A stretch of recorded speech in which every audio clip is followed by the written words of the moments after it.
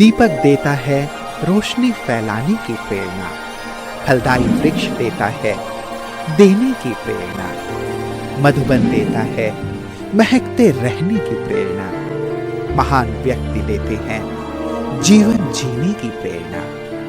आओ प्रेरणा से दें हम सभी को प्रेरणा।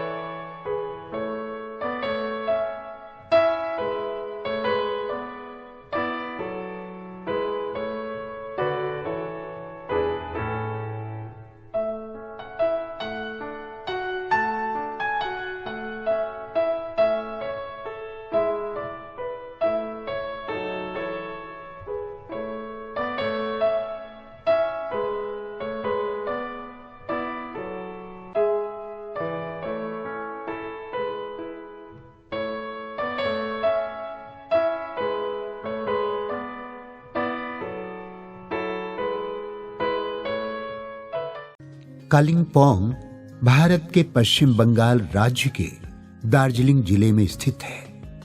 वर्तमान में ये शहर पश्चिम बंगाल के प्रमुख हिल स्टेशनों में एक है। कालिम्पोंग विभिन्न प्रकार के पुष्पों के उत्पादन के लिए प्रसिद्ध है। कालिम्पोंग ब्रह्मा कुमारी ईश्वरीय विश्वविद्यालय की मुख्य संचालिका हैं राजयोगिनी अलका दीदी जी। आपका जन्म 1967 में दार्जिलिंग में हुआ। बचपन से ही आप चित्रकला, संगीत, पढ़ाई आदि में विशेष रुचि रखती रही। आप सहनशीलता, मधुरता, विनम्रता, धैर्यता आदि दिव्य गुणों से भरपूर शांत चित्त आत्मा है। 1979 में आपको ईश्वरीय ज्ञान की प्राप्ति हुई और 1985 में आपने अव्यक्त बाप दादा से माउंट आबू में अव्यक्त मिलन मनाया। 1993 में आपने अपना जीवन परमात्मा की सेवा में संपूर्ण समर्पित कर दिया और तभी से आप दार्जिलिंग और नेपाल में अपनी सेवाएं प्रदान करते हुए 1994 से कालिम्पोंग में अपनी सेवाएं प्रदान कर रही हैं। जन जन को ईश्वरीय संदेश देते हुए आपने अनेक कार्यक्रम आयोजित किए।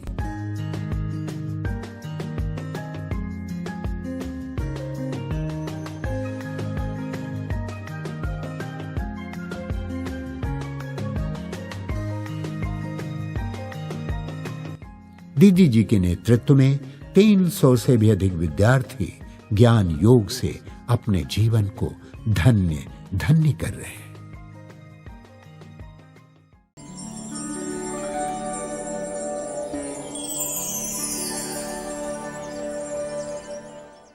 मैं बचपन से ही भक्ति पूजा पाठ करती थी। मेरा माँ का माता पिताजी भी आर्य समाजी थे और हम बचपन में शाम को भी पिताजी के साथ भजन कीर्तन गाते थे।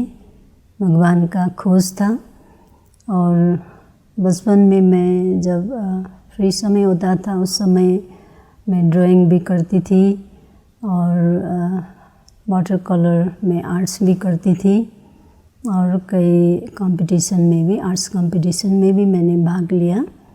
कुछ प्राइज़ वगैरह भी मिला था और पढ़ने में भी बहुत हमको रुचि था। स्कूल में मैं बचपन से ही क्लास 10 तक तो फर्स्ट ही आती थी और बाद में मैं जब स्कूल जाती थी, जब मैं 12 साल की उम्र की थी, उस समय दार्जिलिंग में रेड क्रॉस ग्राउंड में एक आध्यात्मिक मेला हुआ था। मधुबन से भी आए थे और इधर उधर से भी भाई बहनें आए हुए थे और मैं उसी रास्ते से स्कूल जाती थी। तो वहाँ पर मैंने जो मेला चल रहा था वो लास्ट दिन था, तो पिताजी को बोला कि पिताजी मेला देखने चलिए। तो वहाँ पर हम लोग लास्ट दिन में गए पिताजी के साथ देखने के लिए। मैं भी गई थी। उस समय तो एक बड़ा प्रदर्शनी भी हुआ था, तो वो देखने के बाद हमको तो उतना कुछ समझ में नहीं आया, लेकिन एक बात उस समय एक चित्र में देखा कि ये मांसाहार करना पाप है, वो समझ में आया।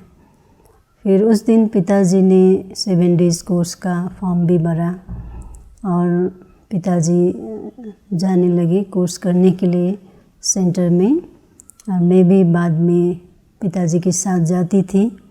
जैसे हमको उस समय हिंदी भी कम समझ में आता था, उस समय ज्ञान इतना समझ में नहीं आया था और कोर्स भी हमने उतना नहीं किया।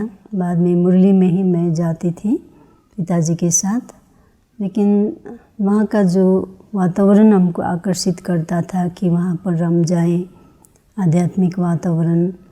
और क्योंकि हमको आध्यात्मिकता में बहुत रुचि था और पिताजी के साथ मैं कुछ न समझते हुए भी जाती रहती थी सेंटर।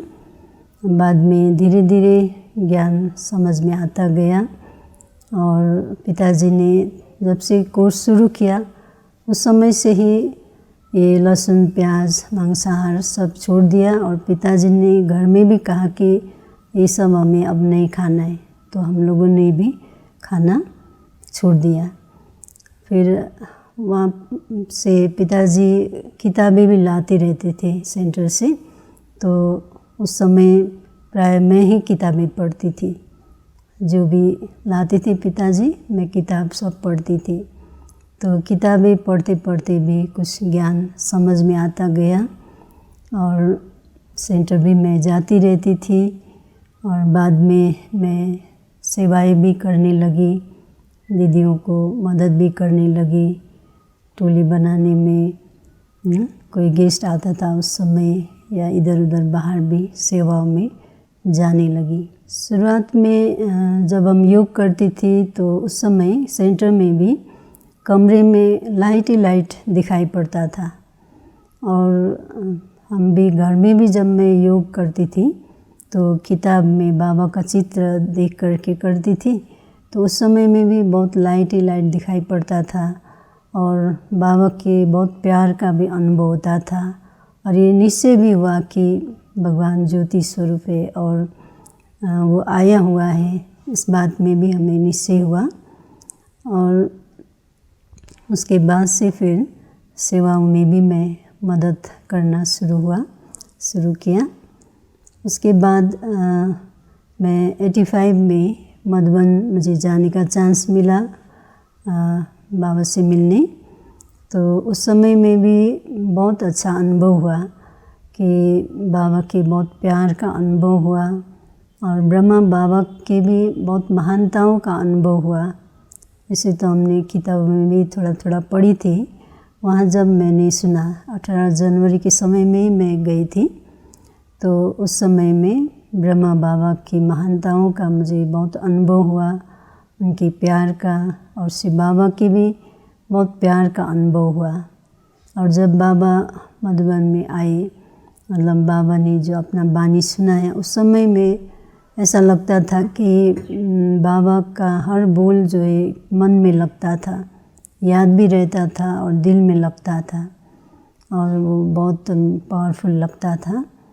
और मधुबन का जो एक पवित्र वातावरण, दिव्य वातावरण जब देखा और वहाँ दादियों का प्यार भी मिला और वहाँ ऐसा लगा कि जैसे हम स्वर्ग में पहुँच गए। इतना ऊंचा पवित्र स्थान पर मैं पहुँच गई। और जब मधुबन से हम लोग लौट रहे थे तो उस समय मतलब हमको घर जाने का दिल नहीं हो रहा था कि हम वहीं रहें, ऐसा लग रहा था। और मधुबन में बहुत एक अतीन्द्रिय सुख का भी अनुभव हुआ। और उस समय हम जैसे भक्ति का भजन वगैरह गीत भी सुनती थी। तो एक बार हम लोग बाज़ार में, मधुबन में जब बाहर बाज़ार में गए थे, वहाँ पर भी वो गीत सुना भक्ति का। तो वो गीत उस समय बहुत फीका लग रहा था वो एक आत्मिक सुख का अनुभव जो हमने किया, अतीन्द्रिय सुख का अनुभव, पहली बार जब मधुबन गई थी तो बहुत ही अच्छा था। और उसके बाद फिर बाबा से जब मैं मिली थी तो बाबा ने मुझे एक बार तो वरदान दिया कि आप विशेष कन्या हो, साधारण नहीं हो। फिर एक बार बाबा से वरदान मिला कि ब्रह्मा कुमारी हो ना, ऐसे बाबा ने बोला। तो मैंने सिर हिलाई कीजिए। तो बाबा ने फिर कहा कि पक्का? फिर मैंने जी बोला, ऐसे सिर हिलाई। फिर बाबा ने बोला कि पक्का? फिर मैंने पक्का ऐसे बोली। फिर उससे भी हमें बाबा का सेवा करने का एक प्रेरणा वहाँ से भी मिला। फिर एक बार जब मुझे ये ज्ञान योग में इतना रुचि हुआ था उस समय कि रुचि बढ़ता गया, तो लौकिक पढ़ाई पढ़ने का दिल नहीं होता था। तो जब मैं हायर सेकेंडरी मैंने दिया था, उसके बाद भी मैं एक बार मधुबन गई थी। तो उस समय में भी बाबा ने हमको ये वरदान दिया कि बाबा ने पूछा पढ़ती हो? तो मैंने कहा जी। तो बाबा ने फिर बोला कि दोनों पढ़ाई में आगे आना। फिर उसके बाद से हमने फिर पढ़ाई शुरू किया। मतलब तो वैसे तो उतना रुचि नहीं होता था पढ़ने में, फिर भी हमने बीएससी पूरा किया। उसके बाद से फिर हमको दिल था कि ज्ञान को अच्छी तरह से समझे। उसके बाद मैंने 91 में टीचर्स ट्रेनिंग में गई। मैं अकेली दार्जिलिंग से, और हमारे साथ हमारे बड़े भाई भी साथ में गए थे पहुंचाने के लिए। तो वहाँ पर टीचर ट्रेनिंग करके फिर हमें कुछ दिन गुजरात भी भेजा, कुछ समय कलकत्ता में भी भेजा। तो वो करके मैं घर में आई। फिर घर में कुछ समय रह कर के 1-2 साल रहकर फिर उसके बाद में फिर सेंटर में रहना शुरू किया, सेवा में समर्पित होना शुरू किया। उस समय जैसे बाबा का जो मैं रोज़ अव्यक्त वाणी पढ़ती थी, उससे भी हमको प्रेरणा मिलता था कि बाबा की सेवा में ही हम समर्पित हो। और जब मैं बचपन में सेंटर जाती थी तो उस समय में भी जब मैंने दीदी लोगों को देखा, तब भी मन में एक प्रेरणा आया था कि हमको भी ऐसा दीदी लोग जैसा ही बनना है।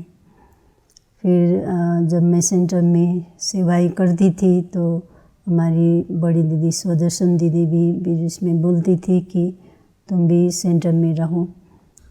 तो बाद में ऐसे बाबा की वाणियों में भी जो आता था कि प्यासी आत्माओं का प्यास बुझाओ, दुखियों का दुख दूर करो, तो हमको ऐसा लगता था कि बाबा हमको प्रेरणा दे रहे हैं कि समर्पित होकर सेवा करने के लिए। तो एक बार फिर पिताजी ने हमको नौकरी करते हुए सेवा करने के लिए भी बोला, लेकिन हमको दिल नहीं हुआ नौकरी करने का। तो क्योंकि नौकरी करने से फिर बाहर वालों का संग मिलेगा, ब्राह्मण परिवार का संग भी नहीं मिलेगा, फिर हमारी स्थिति भी ठीक नहीं होगा, इसलिए मैंने नौकरी नहीं किया। इसलिए सेवा में ही समर्पित हो गई। जब मैं इधर कालिम्पोंग में आई तो उस समय, वैसे तो शुरू में पहली अकेली ही आई थी, उस समय यहाँ पर एक आर्मी का भाई, उनका पोस्टिंग हुआ था जो ज्ञान में थे। तो उनका भी दिल था कि इधर कोई सेंटर नहीं था, इसलिए एक सेंटर यहाँ भी हो, और उन्होंने बुलाया कि हमको दार्जिलिंग से, ऐसे हमारे बड़े भाई को बोला था कि इधर कुछ प्रदर्शनी करना है, किसी को भेजो बोला ना। तो उसके बाद हम वहाँ यहाँ आई। उसके बाद से वहाँ जो गांव में एक परिवार को उन्होंने ज्ञान सुनाया था, तो वो परिवार वाले राज़ी हो गए कि 2 कमरा देने के लिए वहाँ सेवा के लिए। तो मैं वहाँ पर आकर रही, एक कमरा में मैं रहती थी, एक कमरा में क्लास होता था। तो तब से वो कोर्स वगैरह शुरू हो गया, नए नए लोग आने लगे। फिर उसके बाद फिर दूसरी जगह पर 1 साल के बाद मकान लिया रेंट में। तो वो भी बहुत छोटा था, 2 कमरा, और मतलब असुविधा तो था, फिर भी हम रहे। तो कठिनाइयाँ आती थी उस समय, लेकिन फिर भी हमारे मन में था कि बाबा की सेवा है, आगे चलकर अच्छा होगा, बाबा का मदद तो साथ है ही, मिलेगा ही ना। तो पिताजी ने भी एक बार कहा कि तुम यहाँ मत रहो, घर में ही आओ, क्योंकि वहाँ पर जो परेशानियाँ, जो कठिनाइयाँ देखा सेवा में। तो उसके बाद लेकिन हमने नहीं माना कि बाबा की सेवा ही हमें करनी है और आगे चलकर अच्छा होगा, सफलता मिलेगा। तो बाबा का मदद था। फिर उसके बाद 1 साल के बाद इधर बाज़ार में एक फ्लैट लिया।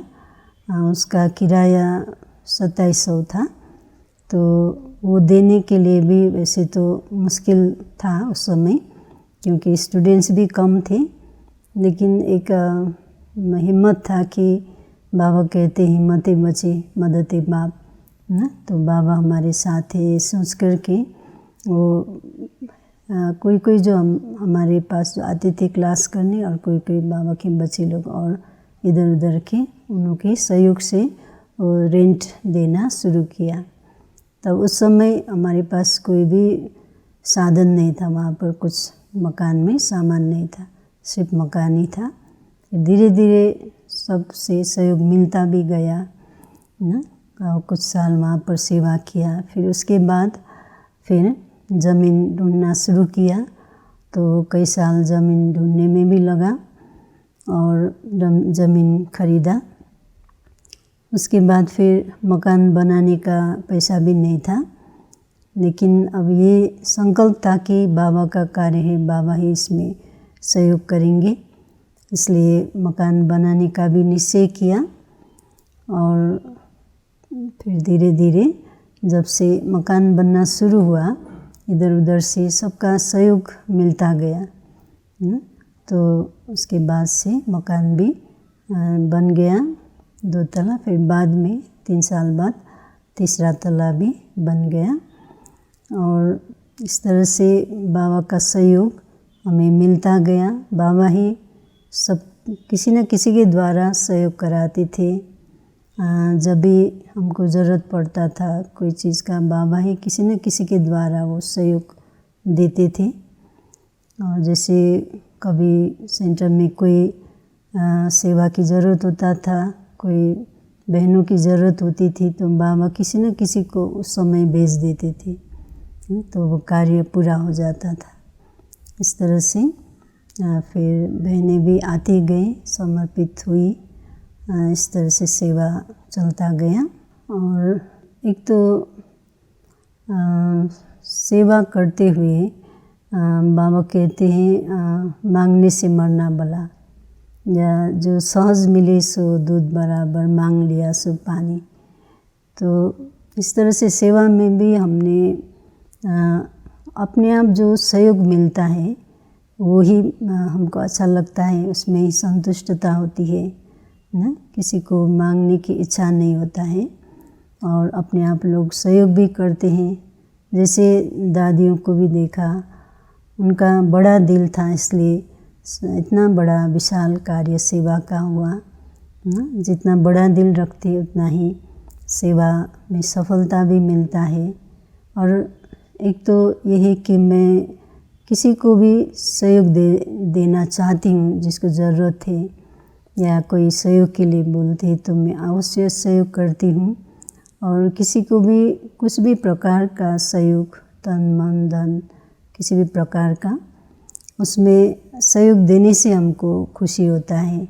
और दूसरी बात कि मैं हर आत्मा को सुख दूँ, संतुष्ट करूँ, ये हमारा लक्ष्य रहता है। मैं स्वयं संतुष्ट रहूं और सभी को संतुष्ट करूं, ये बाबा ने जो बताया है उस पर मैं चलती हूँ, चलना चाहती भी हूँ। वर्तमान समय को देखते हुए मैं अपने स्वमान में स्थित होने का पुरुषार्थ करती रहती हूँ और आत्म अभिमानी बनने का भी मैं पुरुषार्थ करती रहती हूँ। कर्म करते हुए भी इस शरीर न्यारा है, मैं आत्मा इसको चलाने वाली शक्ति हूँ, इसका भी मैं पुरुषार्थ करती रहती हूँ। और दूसरी बात, मैं कहीं भी किसी भी के आकर्षण में, व्यक्ति वैभव वस्तु के आकर्षण में ना आऊँ, है ना, ये ध्यान रखती हूँ। और कहीं भी हमारा किसी के साथ लगाव न हो और किसी के साथ हमारा घृणा भाव भी ना हो, ये पुरुषार्थ करती हूँ। घृणा भाव वैसे होता भी नहीं और किसी के साथ टकराव भी ना हो, ये पुरुषार्थ रखती हूँ, करती हूँ। और मैं सभी को दुआ देती हूँ, सभी से दुआ पाने का ही पुरुषार्थ करती हूँ। और ये जो समय है बहुत ही अमूल्य है, संगम युग का समय।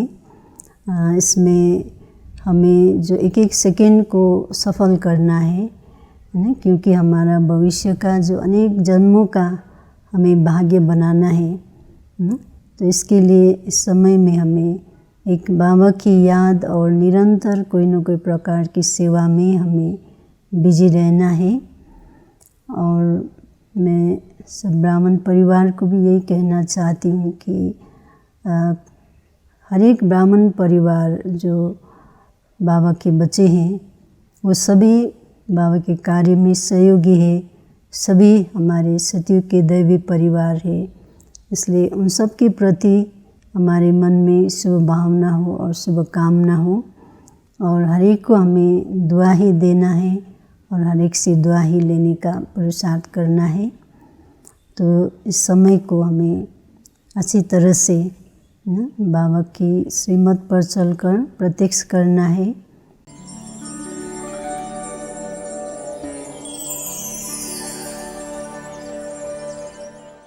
दीदी बहुत स्वीटनेस है, दीदी बहुत मिलनसारी, सभी को सही करती है। कोई भी हालत में, परिस्थिति में कोई भी आते, लोग आते, भाई बहन आते, उनका मन भी शांत कर देता है और बहुत सारा बाबा का शिक्षा और योग की शक्ति भर देते हैं उनको। दीदी सहनशीलता बहुत करती है।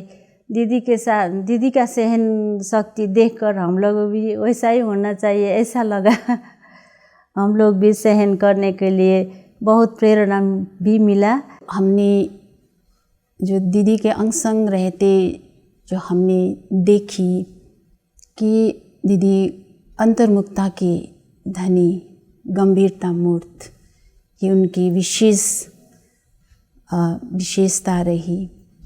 और दीदी में ये शुभ भावना और शुभकामना की स्टॉक इतनी फुल है कि हमने देखा कि कैसे कैसी परिस्थिति आई, फिर भी रिंचक मात्र में भी थोड़ा सा ये भावना में ऊपर नीचे नहीं आया। मेरा दीदी से एकदम नज़र सामने से हटता ही नहीं, क्योंकि दीदी का दृष्टि जो है ना इतना अच्छा है। दीदी का दृष्टि से परमपिता परमात्मा का मैं अनुभव करती हूँ। और जब से दीदी ऐसा दीदी है कि जो हम लोग को हमेशा सहयोग करते हैं, उनके जो भाव है इतना सुंदर मुस्कुराते हैं जो मुझे अच्छा लगता है। दीदी को जैसे दिखने में जितना साधारण दिखती है, दीदी उस असाधारण है। और दीदी के मुख्य विशेषता है निरंकारिता। दीदी इतना निरंकारी है, उसमें अहंकार का उसमें अंश तक नहीं है। और दीदी शीतलता, संतुष्टता, शांति का मूर्त है। और दीदी के दृष्टि ऐसा है, सब एक समान से दीदी सबको दृष्टि देती है। और दीदी ऐसे हमको पालना बहुत अच्छी देती है। अलका दीदी जी का लौकिक भाई हूँ, बड़ा भाई हूँ। वैसे उम्र में बड़ा हूँ, लेकिन टीचर इंचार्ज होने के कारण से मैं दीदी बोलता हूँ, आदरणीय अलका दीदी को।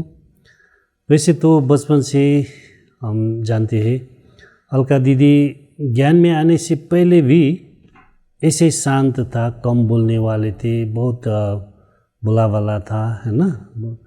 तो दीदी का विशेष हमने ये गुण देखा कि बहुत सहनशील है, शांत है, व्यर्थ और नेगेटिव है ही नहीं। सिर्फ बाबा की याद और सेवा, योग में दीदी का विशेष रुचि हमने देखा। जब से भी हम इस ज्ञान में आए तो जब दीदी से मुलाकात हुई तो उनको देखते ही हमें ये प्रतीत हुआ कि शीतलता की और शांति की प्रतिमूर्ति साक्षात रूप में हमारे समक्ष है। दीदी की पालना में अब तक भी हम पल रहे हैं। इससे श्रेष्ठ भाग्य हमें प्राप्त हुआ है जो सारे समय में हमने कभी भी प्राप्त नहीं किया था। जब भी दीदी को देखते हैं तो उन्हें अंतर्मुखी रूप में ही देखते हैं। सदा अंतर्मुखता की खान है और बाप दादा की आशाओं को पूरा करने वाली विशेष आत्मा है। हमारी दीदी जो सेंटर की है वो एक बहुत ही यूनिक और अलग सोल है, बहुत ही विशेषताओं से, गुणों से भरी हुई। और जब से मैं ज्ञान में आया, दीदी के साथ का जो अनुभव किया उसने हमारे ऊपर भी बहुत शक्तियाँ, गुण भरी है। तो मैं दीदी के लिए एक जो कहावत है जो गीता में कि ज्ञानी तो आत्मा तो मुझे प्रिय लगते हैं और लेकिन योगी जो आत्मा है वो मेरा ही स्वरूप है। तो मैं समझती हूँ कि दीदी जो बहुत ज़्यादा योगी है वो भगवान का ही, शिव का ही एक स्वरूप है। आदरणीय दीदी बहुत योगिनी है, राजयोगिनी है। वो सहनशील है, पूरा सहनशील है दीदी। तो दीदी को जितना भी दुख हुआ था ना, दीदी हंसती हंसती रहती थी।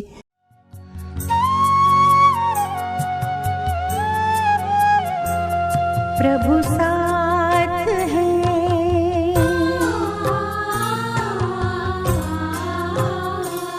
प्रभु साथ है तो जीवन में हार का डर कैसा। प्रभु साथ है तो जीवन में हार का डर कैसा। मन को बना लो निर्मल दर्पण, कर्म हो कुंदन जैसा। पल पल मिलेगी सफलता तुमको, उनका है कहना ऐसा। प्रभु साथ है तो जीवन में हार का डर कैसा। प्रभु साथ है।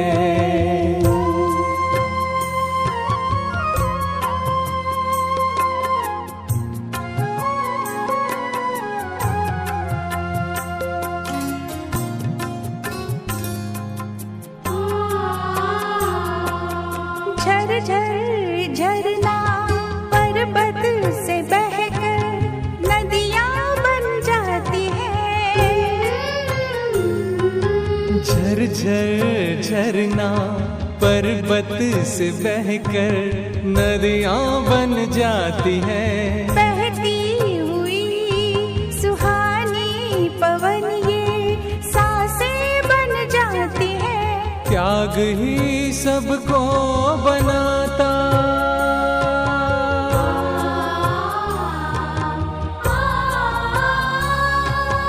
त्याग ही सबको बनाता। ऊंचा गगन जैसा प्रभु साथ है।